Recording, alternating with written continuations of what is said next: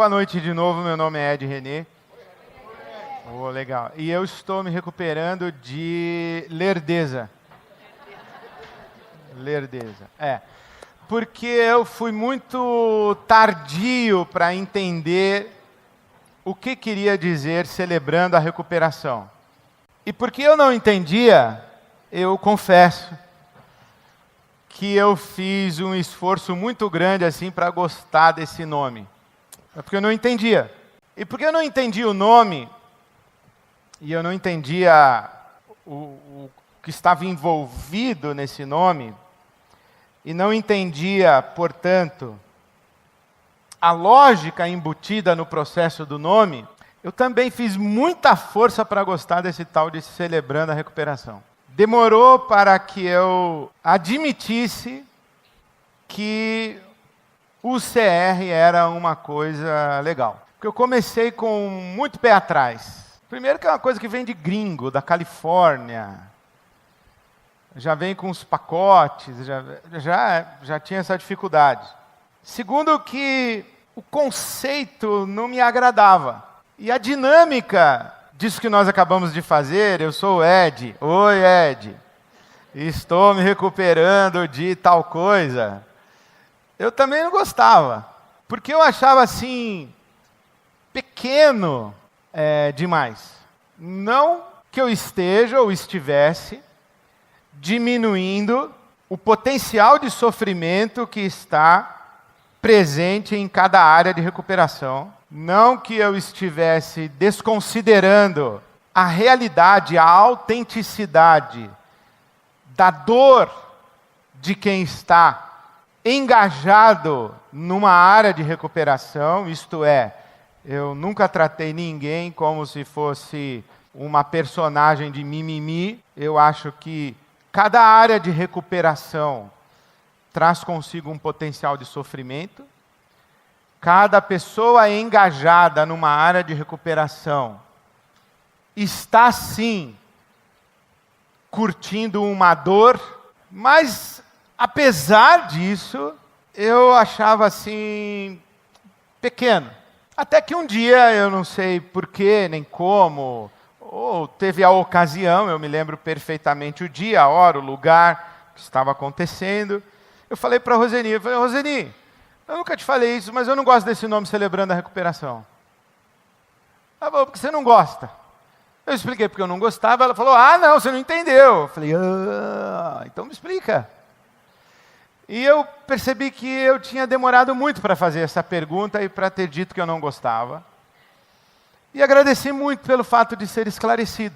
Porque, celebrando a recuperação, eu achava assim, que eu sou o Ed me recuperando da quebra financeira.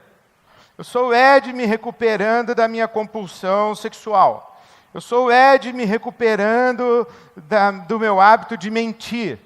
Eu sou o Ed me recuperando da minha adicção alcoólica.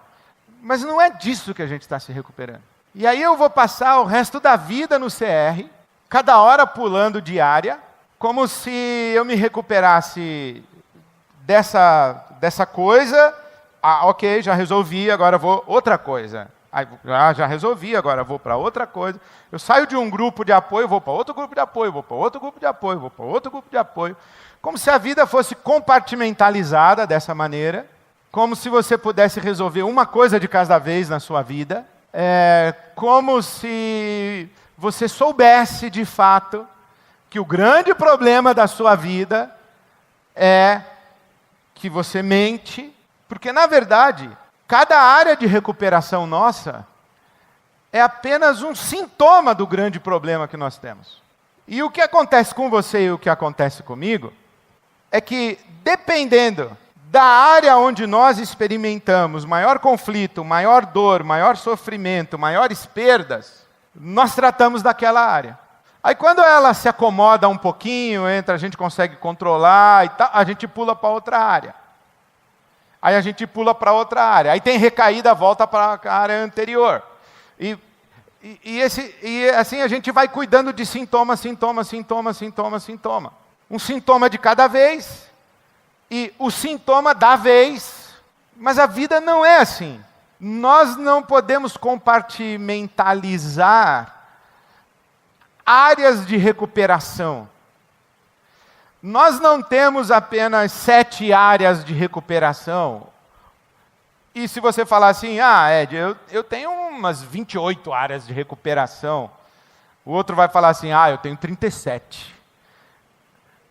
Por mais que você fale, eu vou dizer só. Você tem 37 sintomas? Você tem 37 coisas que você enxerga? O endemoniado gadareno, ele tinha uma legião. Uma legião romana tinha 6.000 soldados. Ele tinha 6.000 áreas de recuperação. Imagina o que esse cara vai fazer num CR. Ele vai pular de grupo em grupo, 6.000 grupos. Esse cara vai morrer e não vai... Quer dizer, essa mentalidade, essa maneira de enxergar, que é a maneira como eu enxergava, quer dizer, não faz sentido para mim, porque a vida não é assim, nós não somos assim. Nós somos um universo complexo. Nós somos uma realidade sistêmica em que uma coisa puxa a outra. Eu minto porque não sei o que lá, e eu não sei o que lá porque não sei o que, e à medida em que eu tenho isso, eu tenho também aquilo, e porque eu tenho isso e aquilo misturado, eu tenho aquele outro, e cada momento da minha vida eu estou vivendo uma tensão, uma angústia.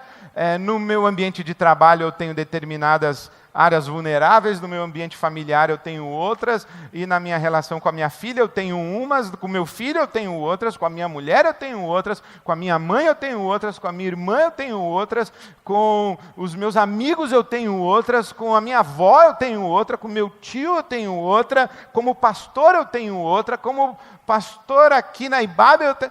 Assim... assim, a gente é sistêmico, a gente é complexo.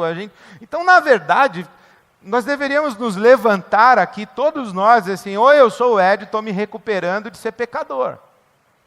Eu sou uma máquina de pecar. É isso que eu sou. E eu peco um monte de coisa. Eu tenho pecados que são recorrentes. Mas o meu problema não é o meu pecado recorrente. O meu problema é... Por que eu tenho o hábito de pecar? E quando não é esse, quando não é esse, é aquele. Eu estou me recuperando de ser pecador. Ou, em outras palavras, olá, eu sou o Ed me recuperando da minha condição humana. Olá, eu sou o Ed, sou um ser humano. E eu estou me recuperando da minha condição humana. Daí você constrói uma outra possibilidade de dizer o seguinte... Eu sou o Ed, celebrando a restauração da minha humanidade. E quando eu falo, eu sou o Ed René, sou um ser humano, me recuperando da minha condição humana e celebrando a restauração da minha humanidade, 2 coisas acontecem. A primeira é que quando eu digo, eu sou o Ed me recuperando de uma quebra financeira, fica ridículo. Perto de eu sou o Ed me recuperando da minha condição humana. Eu sou o Ed me recuperando da minha compulsão de comer. Fica ridículo. Perto de eu sou o Ed celebrando a restauração da minha humanidade. É algo muito mais sublime, muito mais grandioso, muito mais extraordinário. Eu sou o Ed René aprendendo a ser humano. E hoje, ou nessa fase da minha vida, a área de maior conflito que eu estou tendo é que eu não sei lidar com o meu dinheiro. Ou a área de maior conflito que eu estou tendo é que eu bebo alucinadamente. Eu sei lá o que você vai dizer. Mas eu estou aprendendo a ser humano. Isso é grande. E isso exige uma segunda coisa, que é, ao mesmo tempo em que cada área específica de recuperação fica pequena diante da grandeza do projeto, eu preciso ter uma percepção equilibrada, razoável, sensata, lúcida e clara do que eu quero dizer com ser humano. Eu estou aprendendo a ser humano. Aprendendo com quem? O que é ser humano? O que é que diz a você que você não sabe ser humano? Aí sim você pode dizer, uma das coisas que dizem para mim que eu não sei o que é ser humano, é que eu minto muito, eu falo muita mentira. Eu vivo personagens na minha vida, eu uso máscaras. Eu sei que eu não sei ser humano, eu preciso usar máscara. Uma das coisas que dizem para mim que eu não sei ser humano, é que eu gasto pra cacete. Eu não sei por que eu gasto tanto. Eu não descobri ainda que força é essa que faz eu gastar. Eu não sou burro, não sou ignorante, sei fazer conta, mas eu gasto pra cacete. Eu não sei que força é essa que faz eu gastar. Eu não sei nem para que eu gasto. Eu gasto. Então, aí eu vou buscar um conceito de ser humano. Eu só identifico algumas coisas que dizem para mim que ser humano em plenitude não deve ser, não é isso que eu estou sendo. Porque nem eu mesmo estou satisfeito com o que eu estou sendo. Quanto mais quando as pessoas que convivem comigo ficam dizendo que não estão satisfeitas com o que eu estou sendo. Então eu começo a pensar o seguinte, o que é ser humano? O que é essa humanidade que eu não sei? Para onde eu olho para descobrir o que é ser humano? Quem me ensina a ser humano? E qual é o processo de aprender a ser humano? E se você pega o CR e tira do estou aprendendo a controlar essa área da minha vida e leva para estou aprendendo a ser humano, e por humano eu quero dizer isso, eu digo, não, isso não é um ministério dentro de uma igreja, isso é a própria essência do Evangelho. Isso não é um programa para 300 pessoas de uma igreja de 1.000, ou para 500 pessoas de uma igreja de 5.000, ou para meia dúzia de pessoas que querem melhor qualidade de vida. Não, isso é o projeto do Evangelho. Porque o Evangelho não é outra coisa senão a restauração da nossa humanidade, da gente aprender a ser humano.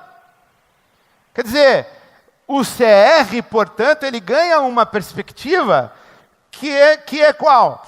Ele é a expressão, não sei se no seu método, na sua dinâmica, no seu processo, no seu conteúdo didático, na sua apostila, não sei. Eu estou dizendo, mas a lógica do CR se torna a própria expressão do que é uma igreja. É um ambiente onde a gente aprende a ser humano a partir de um modelo de humanidade que para nós cristãos é o Cristo. E na nossa linguagem religiosa, aprender a ser humano, restaurar a minha humanidade e celebrar a restauração da minha plena humanidade eu estou num processo de restauração da imagem e semelhança de Deus em mim. É isso que eu estou fazendo aqui. E isso não é uma coisa que eu consigo fazer de segunda-feira no grupo de passos, de quarta-feira no grupo de apoio, uma quarta-feira por mês numa super quarta ou quarta super. Eu não consigo fazer com palestra. Isso é um engajamento da minha existência, a minha peregrinação humana, a minha peregrinação espiritual. E quando alguém perguntar para mim assim, Ed, qual é o seu problema? Onde dói? Fala, cara, onde dói? No fundo, é que eu não sei ser gente. Agora, nessa fase da minha vida, o que está doendo é que a minha mulher disse que se encheu o saco de mim. Mas no fundo, isso é circunstancial. O meu grande problema é que eu não sei ser gente. Eu não estou conseguindo ser gente. Esse é o meu problema. Então nós vamos aprender a ser gente. Bom, e o que o Evangelho diz sobre isso daí? Bom, o Evangelho diz que você vai vivenciar isso a partir de algumas convicções, em algum contexto, e com a interferência de Deus, o que já é uma questão de fé. E o texto, na verdade eu fiquei em dúvida de qual texto eu usaria hoje à noite, fiquei entre dois, e aí eu resolvi usar os dois. Então, o primeiro é de Efésios, capítulo 3, quando o apóstolo Paulo diz assim: oro para que com as suas gloriosas riquezas, Ele, Deus, os fortaleça no íntimo do seu ser, com poder, por meio do seu Espírito. Então tem o Espírito de Deus, que nós chamamos de Espírito Santo, que vai fazer alguma coisa lá dentro de você, no íntimo do seu ser, é lá na sua essência. Você chame isso de consciência, homem interior, alma, coração, seja lá o que for. É lá no onde você é mesmo você. Vai mexer lá dentro, fortaleça você no íntimo do seu ser, com poder por meio do Espírito, para que Cristo habite no seu coração. Bom, para que você estabeleça uma relação com Cristo, e que Cristo se torne a sua referência, a sua fonte, o seu dono, o seu Senhor, o seu ídolo, o seu Deus, é Cristo. Que Cristo habite no seu coração mediante a fé. E oro para que vocês, estando arraigados e alicerçados em amor, possam juntamente com todos os santos compreender a largura, o comprimento, a altura e a profundidade e conhecer o amor de Cristo que excede todo o entendimento. Aí já falou bastante aqui. Ele disse que o Espírito de Deus vai interferir na sua intimidade mais profunda, vai vincular você a Cristo e, juntamente com todos os santos, você vai ter a experiência do amor de Cristo que excede todo o conhecimento e entendimento, isto é suprarracional. E aí você vai ser cheio de toda a plenitude de Deus. Isso aqui é o CR. Se a gente fizer a leitura de trás para frente, é assim, ó. Como é que a gente vai ser cheio de toda a plenitude de Deus? Como é que a imagem de Deus vai ser plena em nós? Bom, quando a gente experimentar a altura, o comprimento, a largura e a profundidade do amor de Cristo, que excede todo o entendimento. Quando a gente tiver uma experiência suprarracional, em linguagem religiosa, uma experiência mística com o Cristo. Tá, e como é que a gente vai conseguir ter essa experiência? Onde? Em que contexto? Falou, isso aí você só consegue se você estiver arraigado e alicerçado em amor e juntamente com todos os santos. Então é na ciranda das relações. Mas qualquer relação, não, tem que ser relação de amor. Porque senão ferrou. Bom, e aonde está isso? Bom, isso está onde os caras que estão plugados em Cristo estão. Tem que achar esses caras. Esses homens e essas mulheres. E como é que esses caras ficaram plugados em Cristo? Isso é coisa que o Espírito Santo faz. Então, isso aqui é o CR. Agora, a coisa mais legal ou interessante que eu gostei daqui é o seguinte, que a plenitude de Deus em nós, ela é resultado de uma experiência de amor. E essa experiência de amor acontece na muvuca. E na muvuca, onde as pessoas que estão com Cristo estão.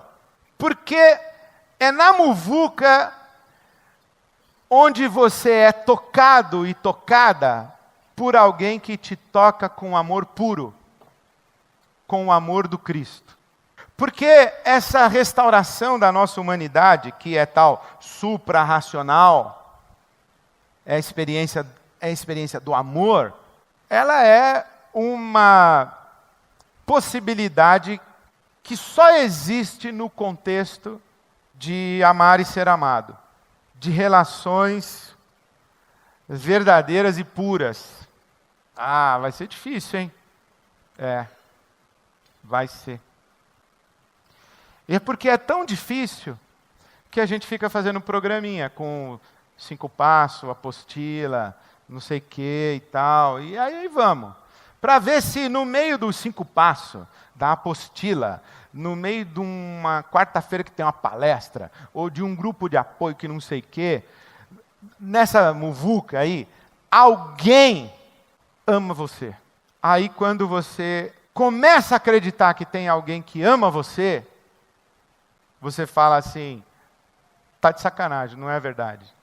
Não tem almoço grátis, tá querendo alguma coisa de mim, isso não dura muito, papapá, e você não acredita que você está sendo amado e amada, e a pessoa diz assim, o que você quer de mim? Aí a pessoa diz assim, não quero nada, eu só quero que você descubra que Deus te ama. E eu, se puder ter o prazer de ser essa pessoa que diz para você que Deus te ama, mas como é que você vai dizer para mim que Deus te ama? Eu nunca vou te sacanear, nunca vou te trair, nunca vou te usar, não vou abusar de você. É assim, não acredito que você seja capaz disso. Tudo bom. E porque você não acredita, você não se abre, você não se entrega, você não se revela, você não se desmascara, você não se mostra vulnerável. Aí você fica na resistência, você fica medindo. Demora uns 4 anos medindo. Aí você diz assim que está no CR, já estou no grupo de passos há 4 anos, ou já estou no grupo de apoio há 7 anos. Sei, mas não quer dizer nada. Há quanto tempo você realmente... A primeira pergunta seria, você já encontrou alguém que você começou a desconfiar que te ama de verdade? Não te julga, não te condena, não te rejeita? Você já encontrou alguém que não vai abusar de você? Você encontrou alguém? Ainda não encontrei, não. Meu grupo é legal, tal, mas ainda não encontrei. Beleza, está no CR, hein? E o que eu estou falando do CR vale para a Ibabe toda.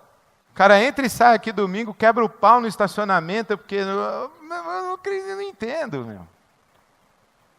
Eu não entendo. Beleza. Continua na muvuca.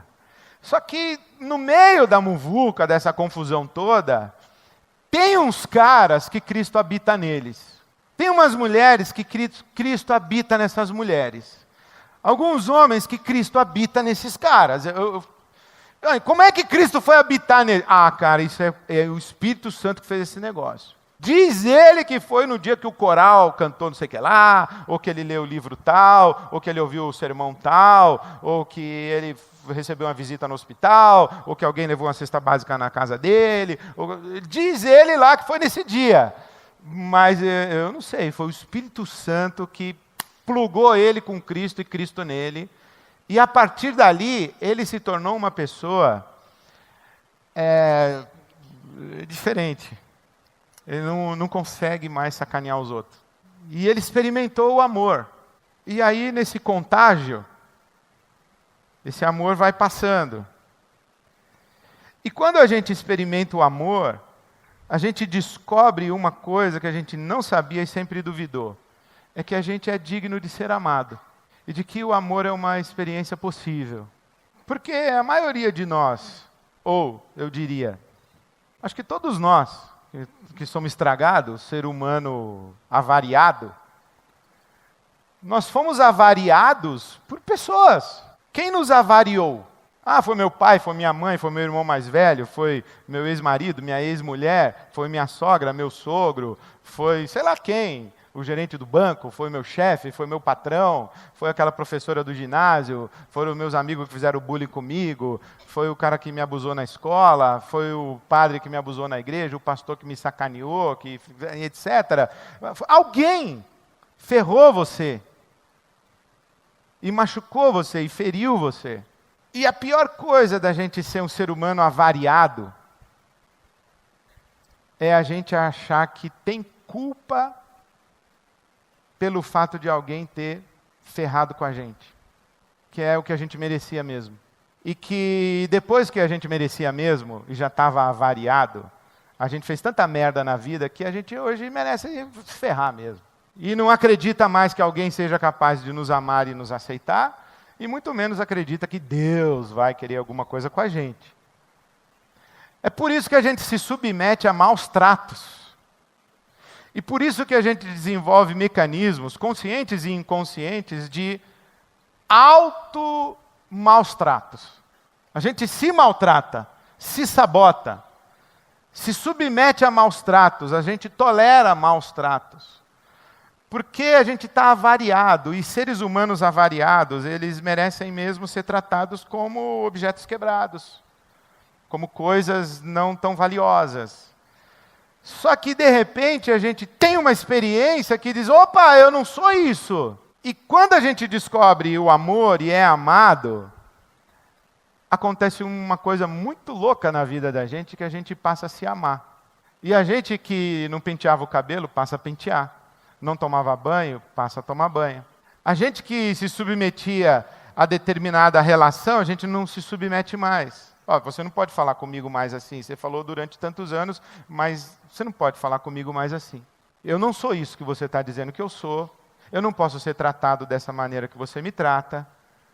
Eu não aceito mais essa condição, porque eu descobri que eu tenho uma dignidade e eu descobri alguém que, apesar de eu ser avariado, me amou como se eu não fosse. E aí eu comecei a me amar também, e eu não consigo mais ser tratado desse jeito aí. E se eu não consigo mais ser tratado por você desse jeito, esse é o grande gatilho, ou isso é retroalimentado pelo fato de que eu também já não me trato do jeito que eu me tratava. E eu começo a dar valor a mim. E à medida em que eu dou valor a mim, eu exijo que você me dê valor também. E à medida em que você me dá valor, eu vou dando mais valor a mim. E juntamente com todos os santos, a gente vai vendo que esse amor de Deus vai enchendo para cima, para baixo, para o lado, para frente, para trás, e vai tomando conta de tudo. E aí eu me torno uma outra pessoa. E o que me define como pessoa já não é mais o fato de eu ser ou não ser avariado. A área X, Y ou Z que eu estou tentando lidar com ela. O que me define agora como pessoa é que eu sou alguém que é capaz de amar e ser amado. E é nessa relação, como diz aquele versículo, e o teu amor me cura de uma loucura qualquer. É nessa relação de amor que a gente vai sendo curado das loucuras.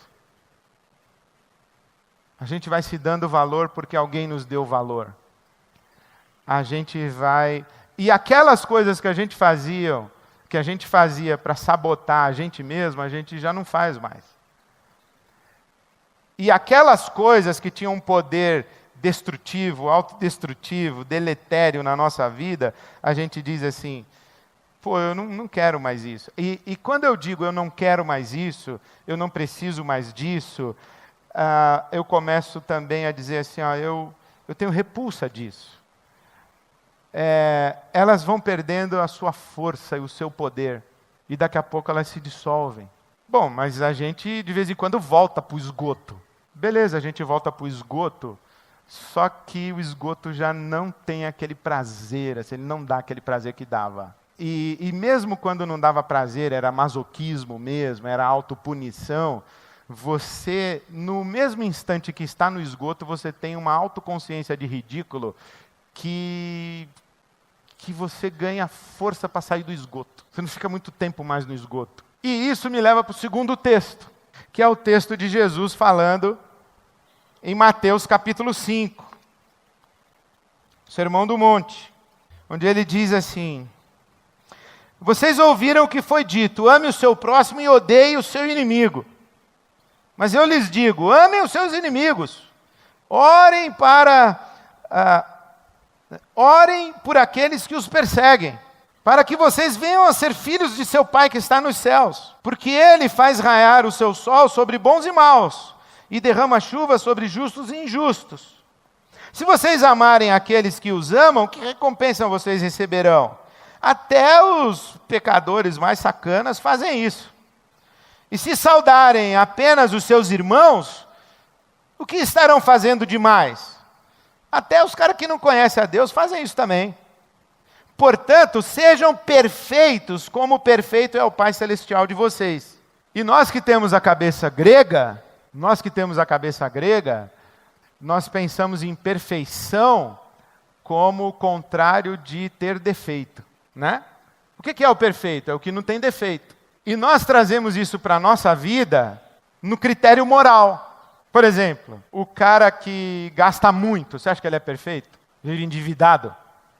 Você acha que ele é perfeito? Não, né? Mas e se ele ama muito e gasta muito? E vive se metendo em dívida porque ajuda os outros, tira dele para dar para os outros, vive trazendo gente para dentro de casa, desregulado na vida financeira dele porque ele não mandou os funcionários embora, porque falou, como é que eu posso mandar esse cara embora? O pai está com câncer e não posso mandar ele embora agora. Aí o financeiro diz, mas tua empresa vai quebrar. Eu falei, mas eu não posso mandar esses caras embora, meu. Como é que... viu como mudou? Por exemplo, um cara que bebe assim, bebe muito, é perfeito? E se ele bebe porque ele tem uma culpa e uma vergonha de alguma coisa que ele fez na vida que ele não consegue encarar e ele acha que ele não tem perdão, e ele bebe para fugir. E ele tem um coração do tamanho do mundo que ele vive cuidando de todo mundo. De vez em quando toma uns porre. Assim, de vez em quando ao dia, né? Manhã, tarde, noite. Toma uns porre. Mas ele vive cuidando de todo mundo, porque ele tem um coração do tamanho do mundo. Ele é perfeito ou não é perfeito? Eu não sei. Você vê como a gente é maluco, a gente é louco? E como a realidade não é compartimentalizada? Como nós somos um sistema complexo em que uma coisa afeta a outra?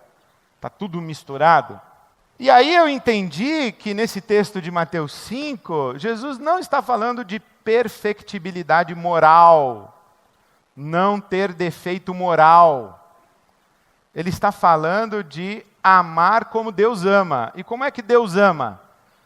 Ele ama justo e injusto.